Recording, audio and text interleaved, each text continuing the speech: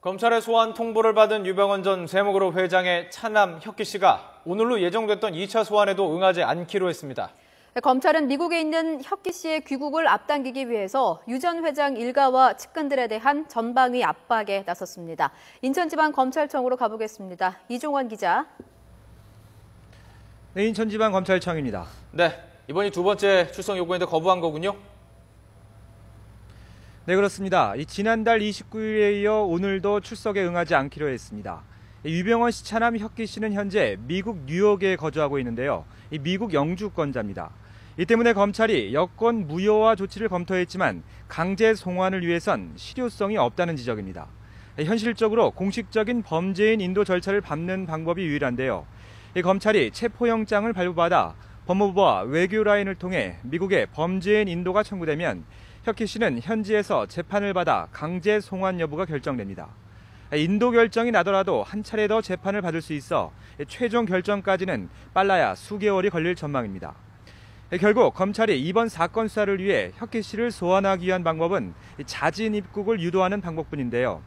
이에 검찰은 유 씨 일가에 대한 압박의 강도를 높여 자진 입국을 유도해 차남 혁기 씨의 소환 시기를 최대한 앞당긴다는 방침입니다. 네, 검찰이 어제 첫 구속영장을 청구한 것도 압박 수위를 높이기 위해서라고 볼 수 있겠죠? 네, 그렇습니다. 유병헌 씨 일가의 핵심 계열사인 다판다의 송욱빈 대표에 대해 어제 구속영장이 청구됐습니다. 유 씨 일가에 대한 수사가 시작된 이후 구속영장이 청구된 건 이번이 처음인데요. 송 대표는 유 전 회장 일가가 소유한 유령회사에 허위 컨설팅 비용과 과도한 상표권 사용료 등을 지급해 회사에 수십억 원의 손해를 입힌 혐의를 받고 있습니다. 또 지난 2006년부터 6년여 동안 세모신협 이사장을 지내면서 유 전 회장 일가와 계열사가 불법 대출을 받는 과정에 관여한 의혹도 받고 있습니다.